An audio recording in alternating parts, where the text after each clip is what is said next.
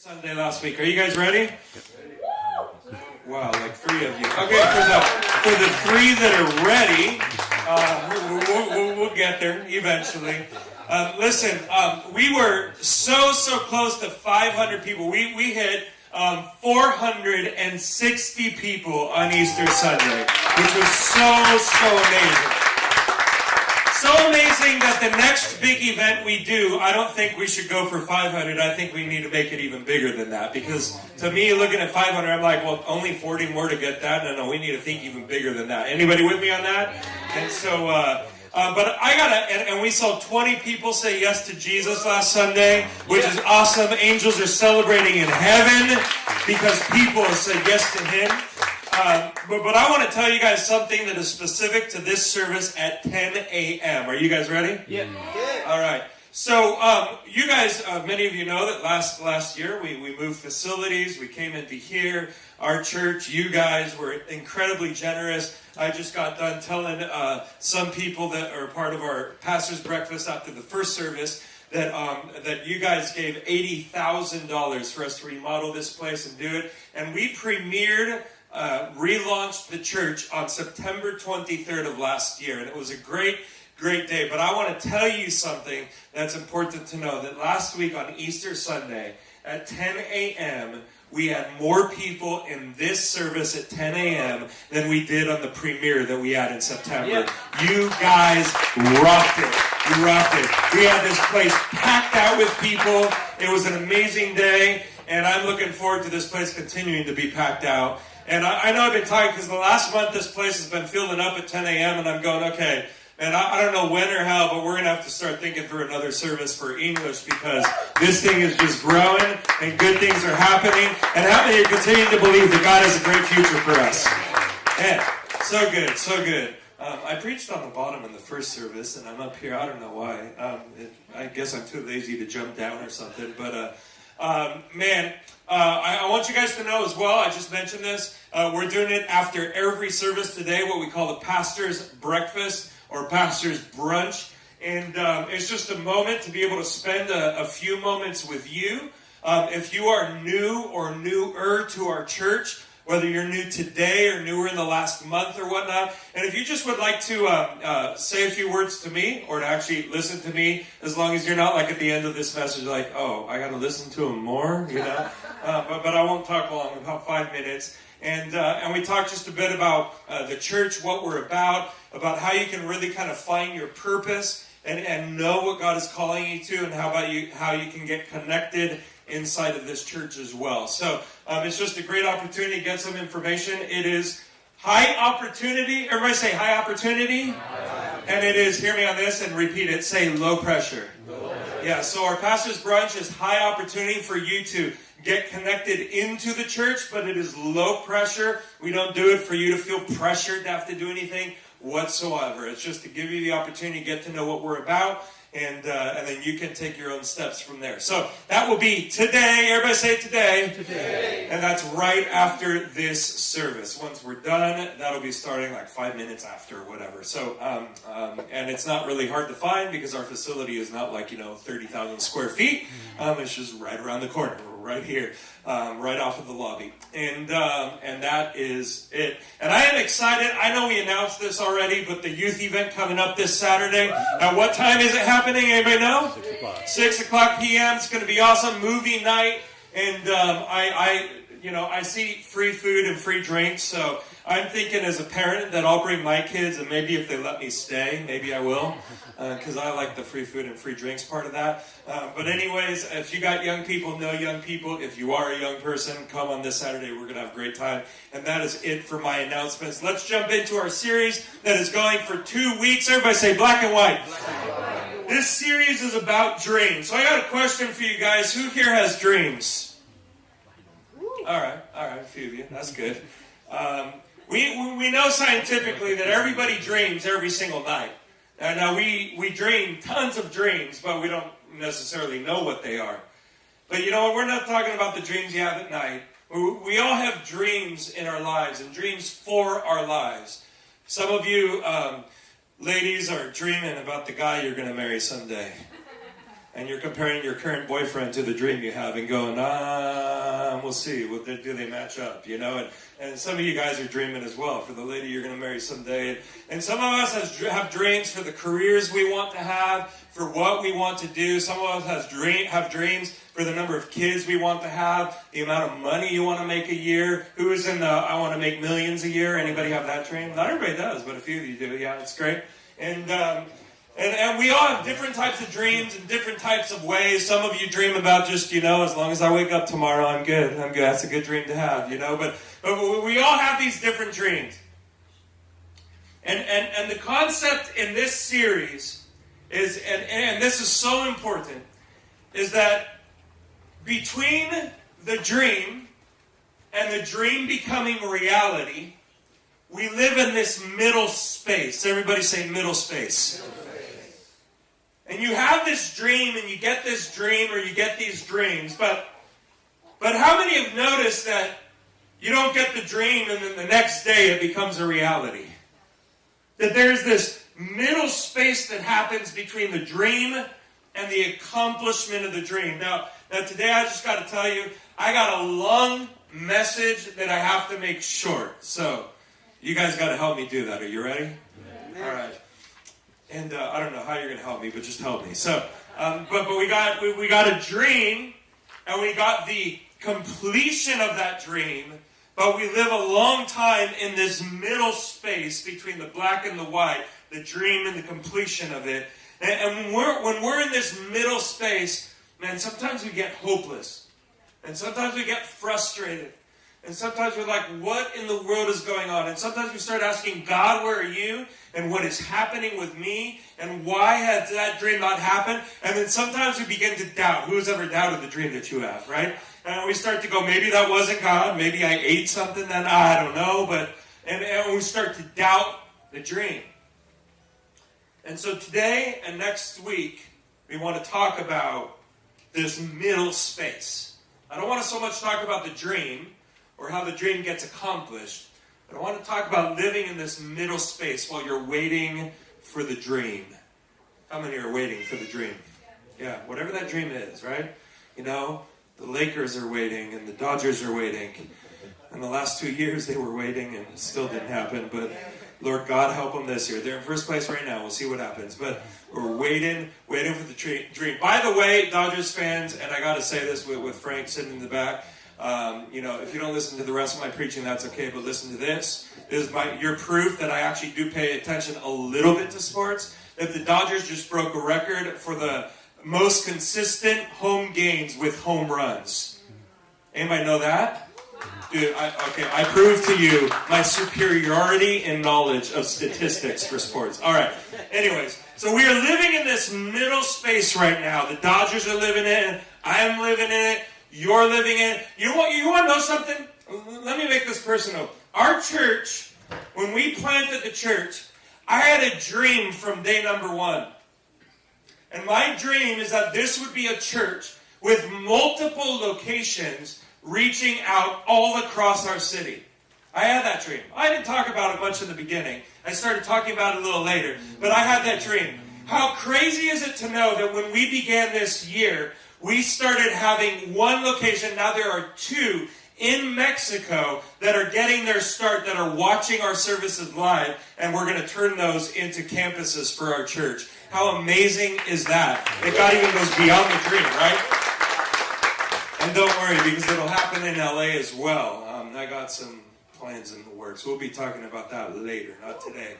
But man, from the moment I had the dream to the moment it even started happening was 7.5 years into it. That's a pretty long middle space where you're going, was I just crazy? Was I just thinking just a Jeff thought and it's not a God thought? Am I just making stuff up? Or what is going on? And so I want to give you a little bit of hope today. Anybody ready for some hope today?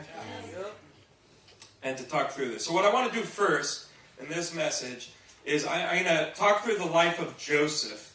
Joseph in the Old Testament, who was the son of Jacob, also known as Israel. And Joseph and his brothers formed what were known as the 12 tribes of Israel. And so Joseph's life was a big part of the promise of God for the people of Israel and all that God wanted to do. But Joseph literally went through the ringer. I mean, he had it tough. Crazy tough. So what I want to do to start is I want to give you the dream at the beginning and the completion of the dream at the end, just to intro this, because my focus is not the dream and the completion. My focus is the, everybody say, middle space. That's my focus. But let me give you the dream at the beginning. Here we go, real quick. The dream at the beginning for Joseph goes like this. It's a blank dream, like you're asleep right now. There it is. Genesis 37, 3-11. It says, Jacob, Joseph's father, Jacob loved Joseph more than any of his other children. Anybody grown up in a family where your dad or mom loved somebody more than, the other kids? Anybody grow up like that? Okay.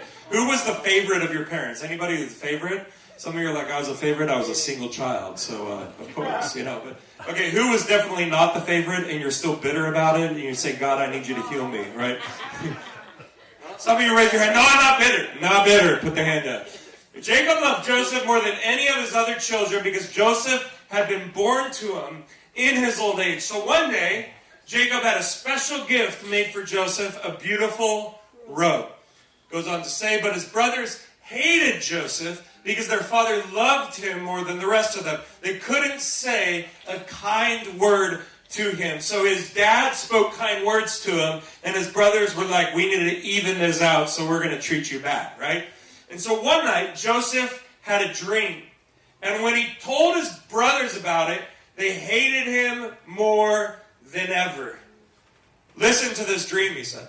We were out in the field, tying up bundles of grain.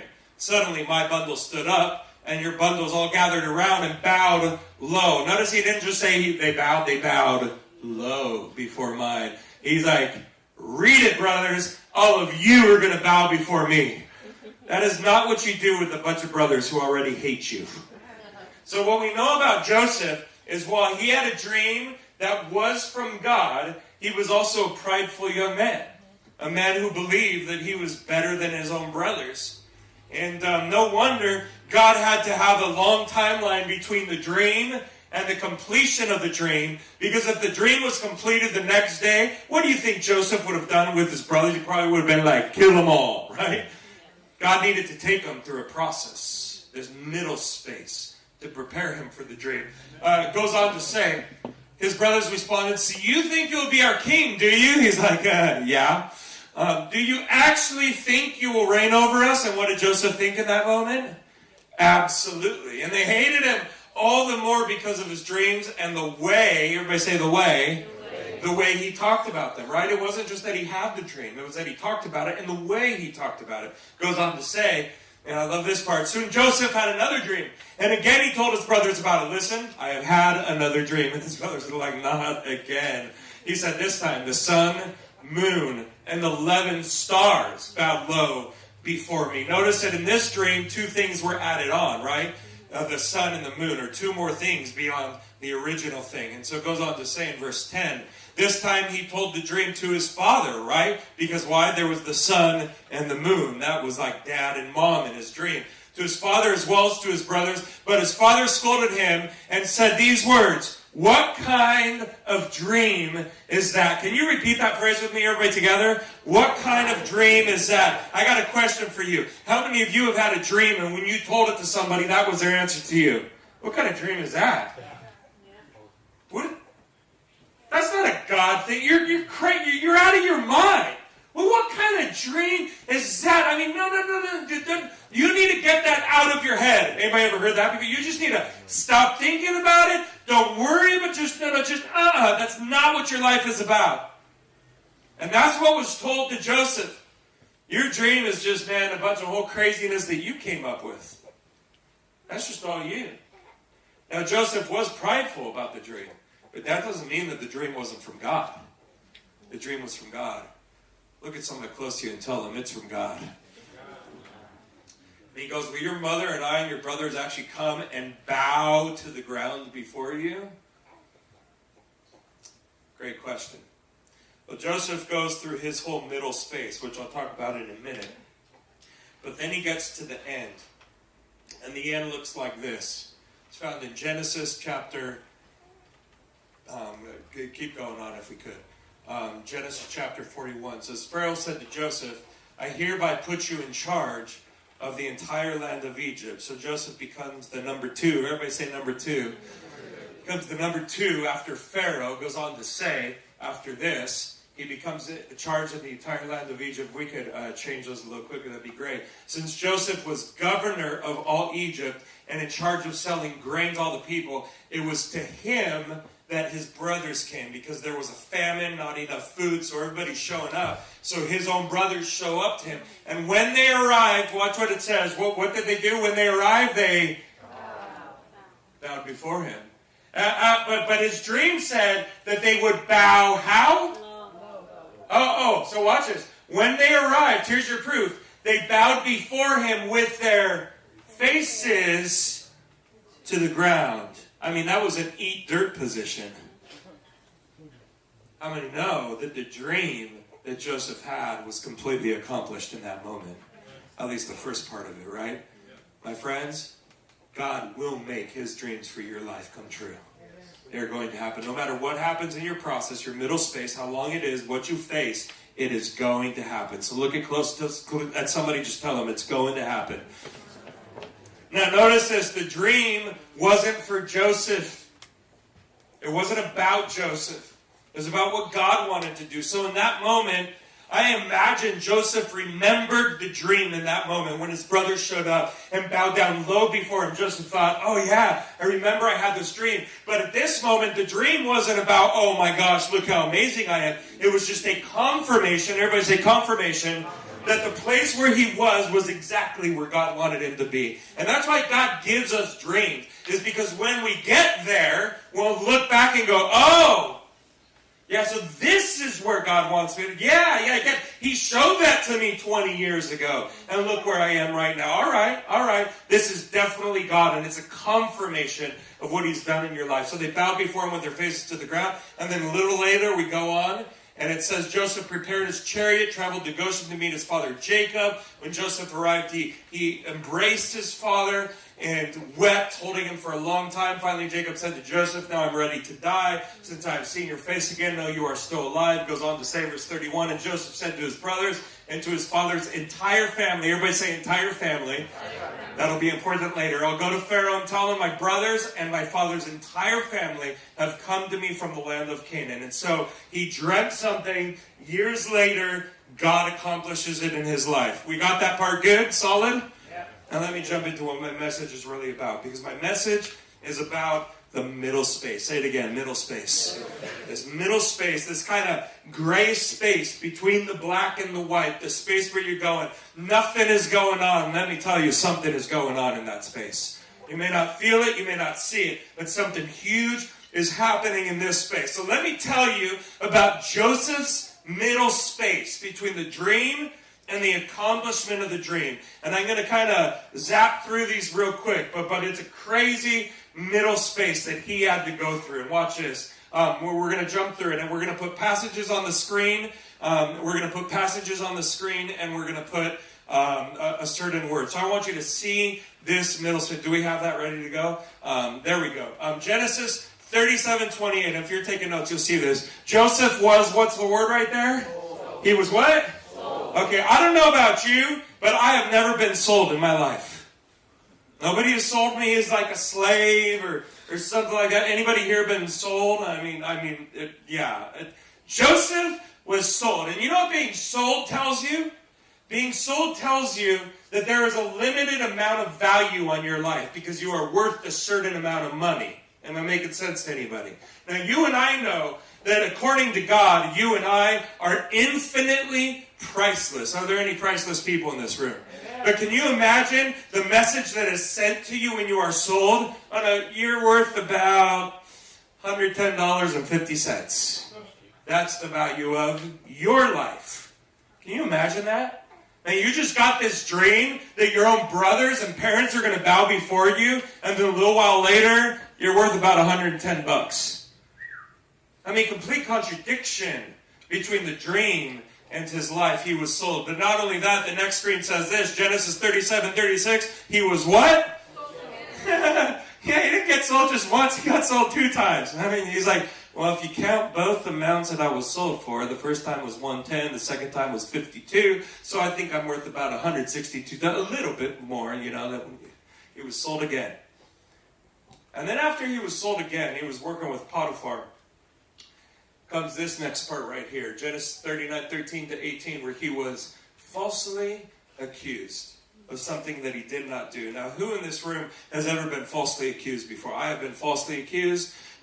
My kids, my wife, everybody has falsely accused me of my big bad problems. Anybody else been falsely accused? Yeah, 2 hands up here. That is good. We have all been falsely accused. It has happened to all of us. But I can guarantee you that Joseph had a little bit harder time because his false accusation ended up on the next screen, which means that he was what? Placed in prison because of a false accusation. Now, I have been falsely accused by the whole world, but I have never been put in prison because of a false accusation. Now, that has happened to some people in the world, but it's never happened to me, and I imagine it hasn't happened to the majority of us. So, Joseph was sold, then he was sold again, then he was falsely accused, then he was put in prison. Now, this is not the end of this particular part of the story. Not only that, the last part, imagine this, Genesis 40:23, he was what? Imagine this, sold, accused, prison. See ya, wouldn't want to be ya, I'm out. Hang out, Joseph. And literally, you can read these later, he was forgotten. And when you're in this middle space, you feel many times like you are forgotten. And sometimes you even feel like God has forgotten about you. Now, I know it to be true that he hasn't, and you know it in your head that he hasn't, but sometimes it feels that way. And let me be clear about something. And I want to tell you something. I didn't even say this in our first service today, but it just came to me right now. And you got to know this. It is important for you to understand. Are you guys tracking with me on this? Well, watch this real quick. That when you are in the middle space, there will be moments where you are completely forgotten. Not by God, but by others. And look at somebody close to you and tell them, that is okay. When you are in the middle of it and you're going, nobody cares about me, nobody's thinking about me, nobody's worried about me, nobody's wondering about me, I got one word for you, good. Good. You know why? Because once God brings you out of it, you will realize that it was God that brought you out of it. It wasn't anybody else or anything else. God, and maybe you should think that the fact that you have been forgotten was actually not because they're horrible people that all hate you, just simply that it was the process God wanted to take you through to develop your trust in Him instead of your trust in others to get you out of it. Now, we'll be talking about trust next week, not today. That's not my message today, but we'll talk about trust in the middle space next week. It'll be a good message. But Joseph was completely forgotten. Now, here's where I want to give you guys a truth that is so big that you guys need to understand this. And this is where I came up with the title for my message, and I want you to capture this today. The title for my message is Boxes and Baskets. Everybody say boxes and baskets. And there's a reason why I left the title for the middle of the message. Boxes and baskets. Say it one more time. Boxes and baskets. Okay, let me tell you a truth about boxes and baskets. Simple truth. The size of the box, or the basket, is based off of the size of the items that are going inside of it. I know, all of you are sitting here going, wow. That is the most profound thing I've ever heard in my life. But you got to get this. The size of the box is based off of the size of the items that are being placed where? Inside of the box.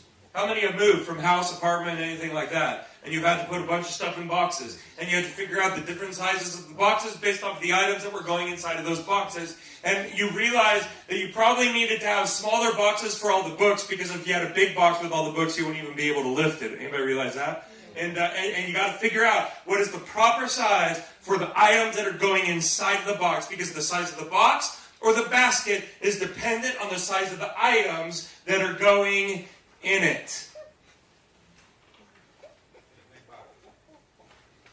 Watch this. The size of your middle space between the dream and the completion of the dream is completely the size it is based off of the amount of stuff that God wants to deposit into your life. Yeah. And so if your middle space is large, and if it is long, and if it is difficult, then I tell you, God is just setting you up to get you ready for something far greater than you can imagine that is going to get placed inside of your life. Am I preaching to somebody this morning? And so you need to stop looking at the size of the time and the size of the difficulties as some sign that you have been abandoned by God. And you need to start looking at it and go, whoa, wait. I just got it hard right now. I just got it tough right now. Well, that must be because God is setting up a greater amount of space to get me ready for some great amount of stuff that He's going to deposit into my life. Yeah.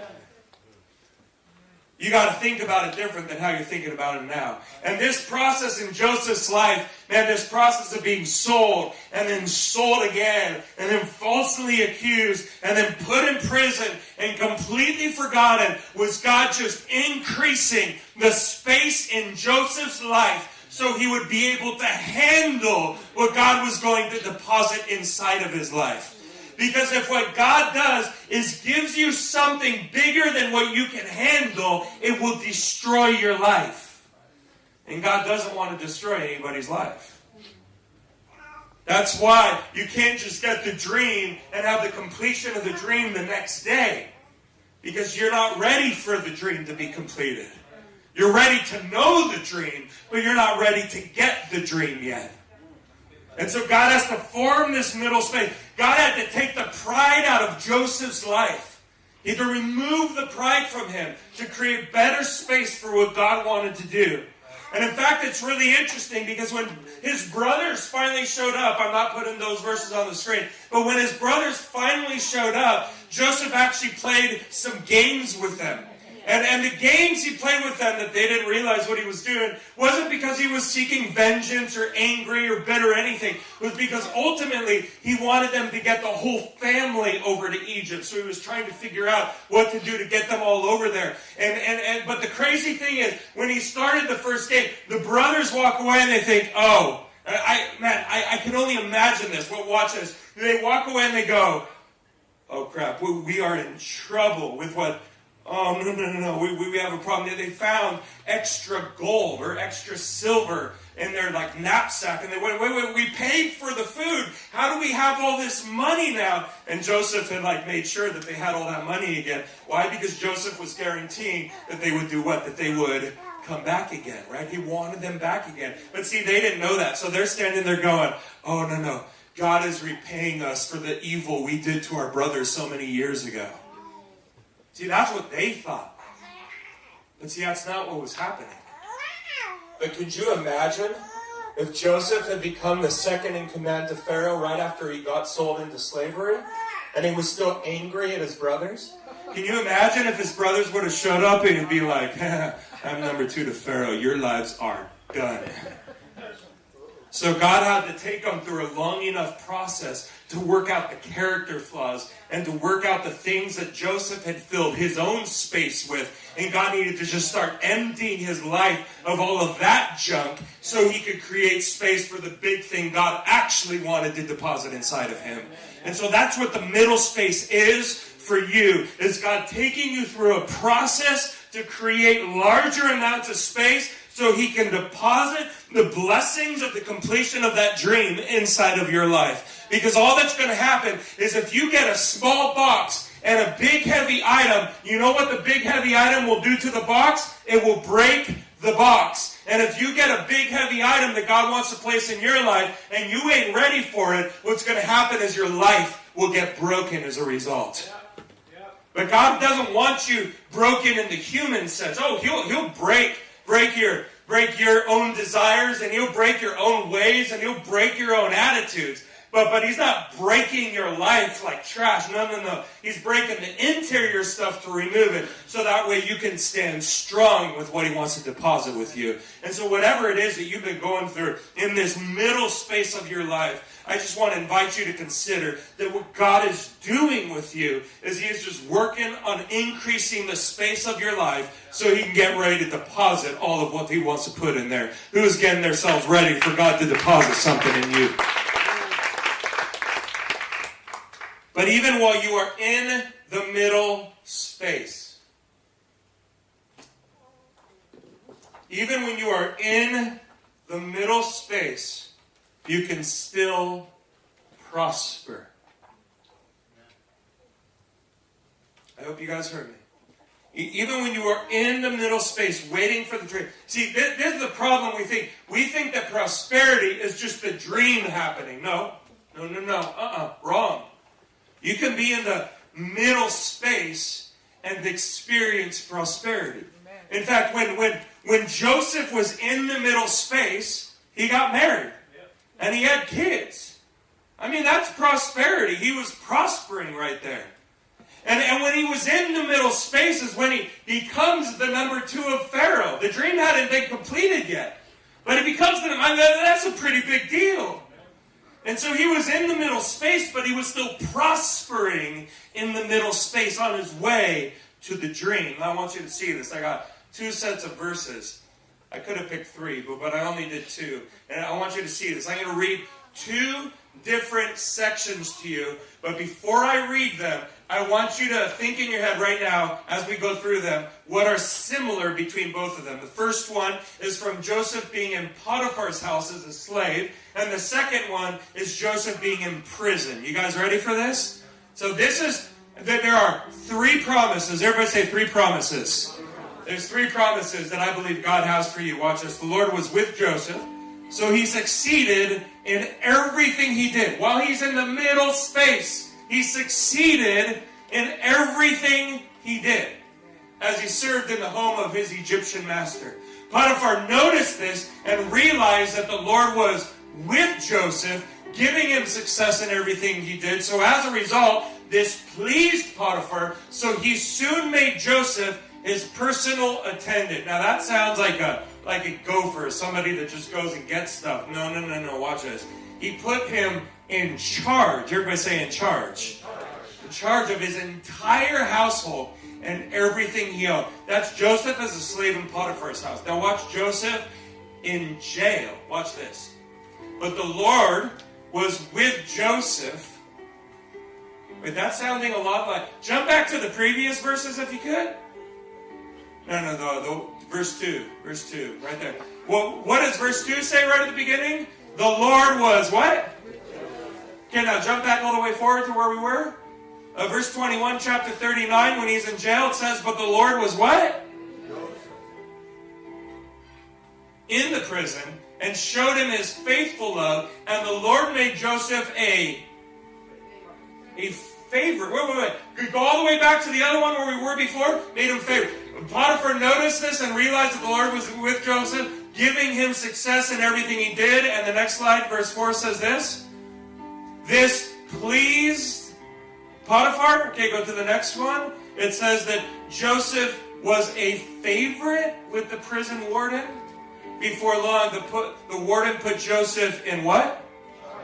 In charge of all the other prisoners and over everything that happened in the prison. I'm going to give you guys 3 promises. Are you guys ready? The first promise of these 3 promises is that God says to you that He will be with you.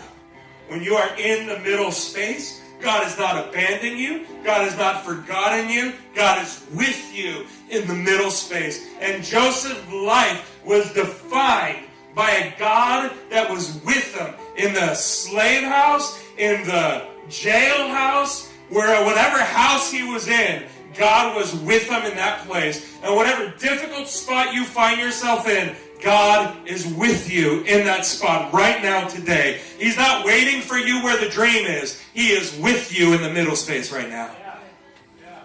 But there's a second promise. God will what? Prosper you. God will prosper you, that you will succeed in everything that you do, even while you are in the middle space. Just being in the middle space does not mean that you won't be prosperous. Now, here's the problem that so often all of us face. We think that prosperity is why I'm not a slave.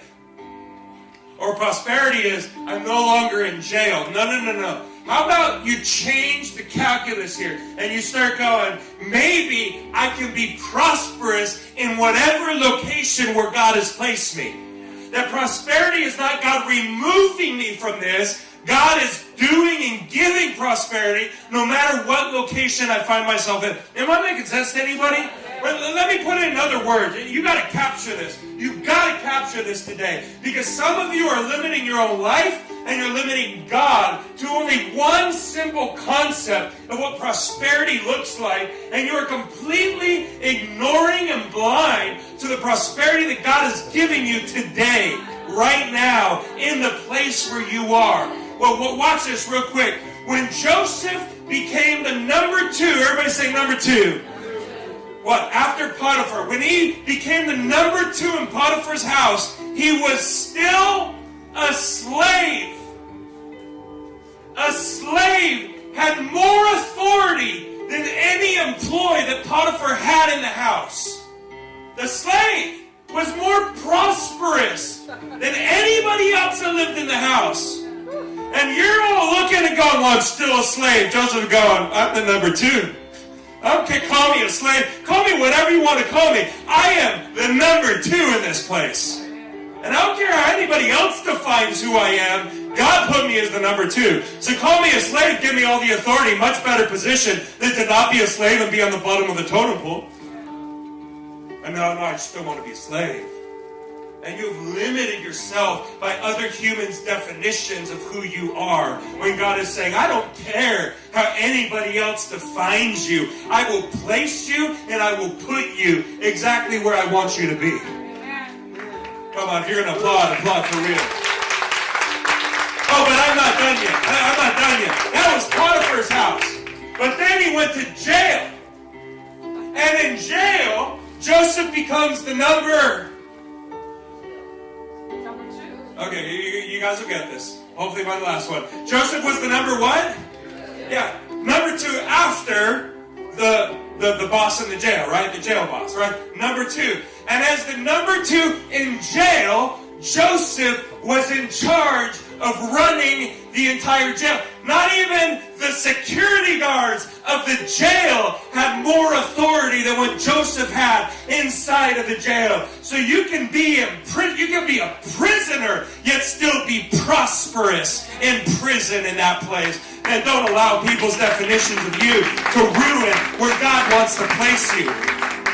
And maybe God would rather have you prosperous in prison than poor outside of it. But then number 3, the third one. God makes Joseph the number what? 2. Okay, you guys are tracking, a few of you. He makes him the number what? The number 2 after who? Lastly, Pharaoh. Wait a minute. Joseph is the number 2 of Pharaoh. Now get this. Joseph, a foreigner, had the highest position in Egyptian government that no Egyptian-born person had inside of that country.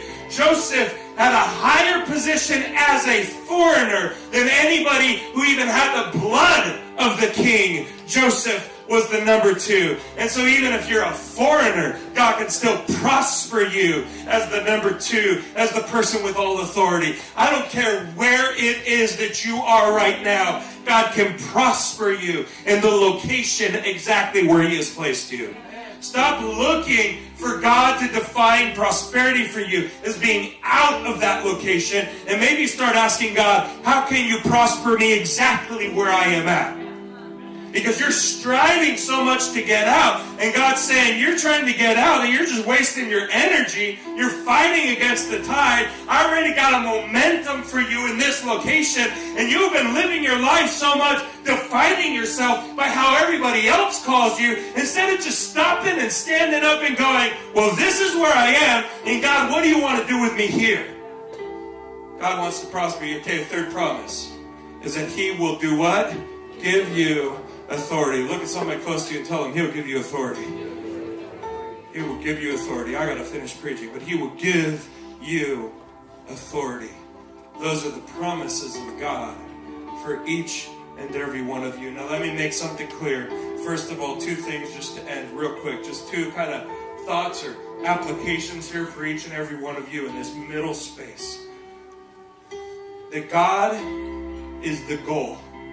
The dream is not your destiny. Jesus is your destiny. Joseph's life didn't stop when the dream happened. The dream was just a confirmation of what God was doing. It didn't stop there. And he kept on going. And you're a part of something much bigger. And so I want to encourage you to do something in your life. Stop looking at the dream and start looking at the dream giver. Stop looking at success and start looking at the success giver. Stop looking at prosperity and start looking at the prosperity giver. Because if you get your eyes focused in the right place with Jesus, everything else will fall into place exactly as it needs to be. Am I making sense to anybody? So let's live our lives centered on Jesus in everything that we do, and all the rest will be blessed. Oh, that's a good phrase to take home or tweet or something, but we don't tweet anymore. But, somebody make up an Instagram post that looks nice. All the rest will be what? Yeah, you got it. When we have our eyes on Jesus. Now stand up with me before I tell you the second and last thing. I told you I had a lot to say this morning, so I've been rushing through it. But here's the second and last thing that I think is so important. Are you guys ready? A few of you. Are you guys ready? Yeah. Okay. So, when Joseph got the dream, his dream was that his brothers and his parents would bow down before him. Brothers and parents. Everybody say brothers and parents. That's a small group of people. 13 to be exact. Brothers and parents. 13 people would bow before him. That was his dream. 13 people bowing before him. Now, I'm not going to share the verses on the screen, but I want you to know. When the brothers and parents show up, turns out that the brothers had gotten married. They'd had a whole bunch of kids. And so when they showed up, it wasn't 13 people bowing before him. It was dozens and dozens and dozens of people bowing before him. What am I trying to say here? Watch me on this. Hear me on this. That the dream God gives you is probably only 10% of what He's actually going to do in the future. He's just giving you a dream that you are capable of slightly understanding right now. Because if Joseph would have gotten a dream that said like 65 people bowing before him, he would have probably been like, yeah, that was something I ate. That makes no sense to me.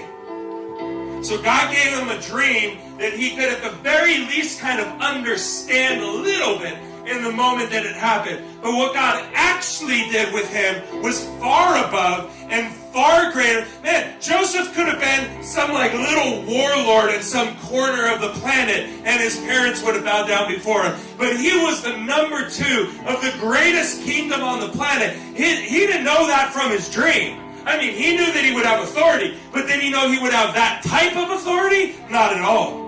And so the dream that you get is only maybe 10% of what God is actually going to do with you. Are you tracking with me so far?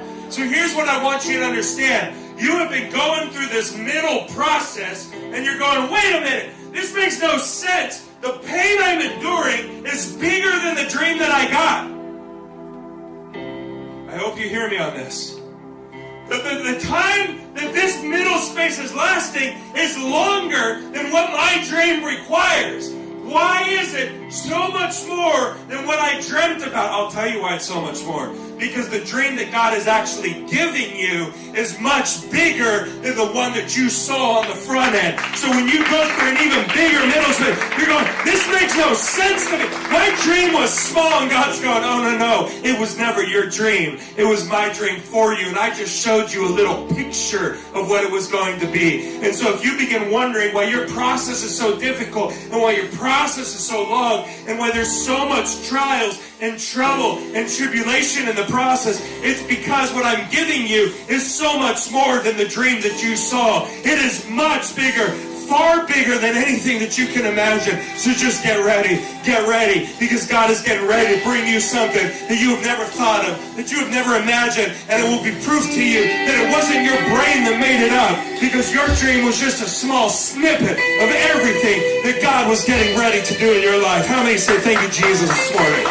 Thank you, Jesus, for what you're going to do for me. Let me pray for you, Lord God, as we come to the end of our time today.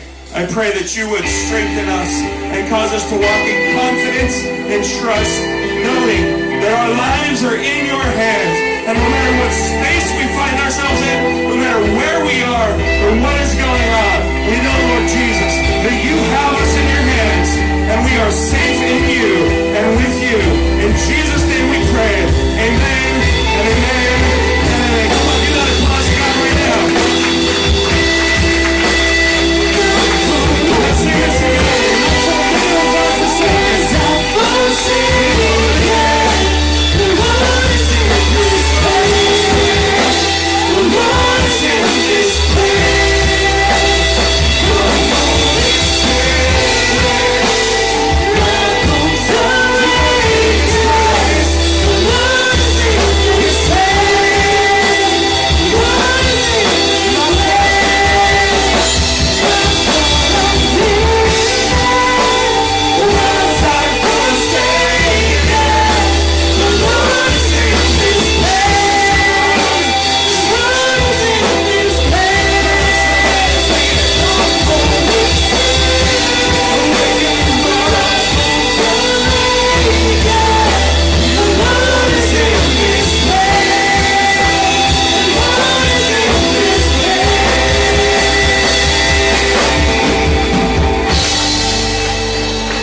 Come on. I want to believe that God is with you right now.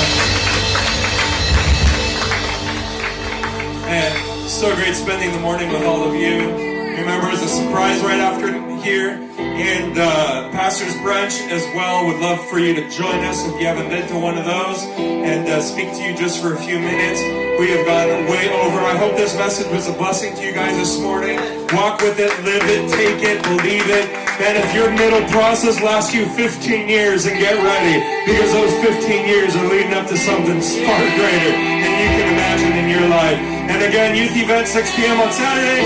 If you got the Connect cards, turn them into the ushers on your way out. And that is it. Raise your hands. I want to bless you. I bless you in the name of Jesus. May this week be filled with the overflowing grace and power of God. May this week be filled with the joy of the Lord that is your strength, and peace that goes beyond all understanding. May you be blessed and prospered in this week. In Jesus' name, amen and amen. God bless you guys.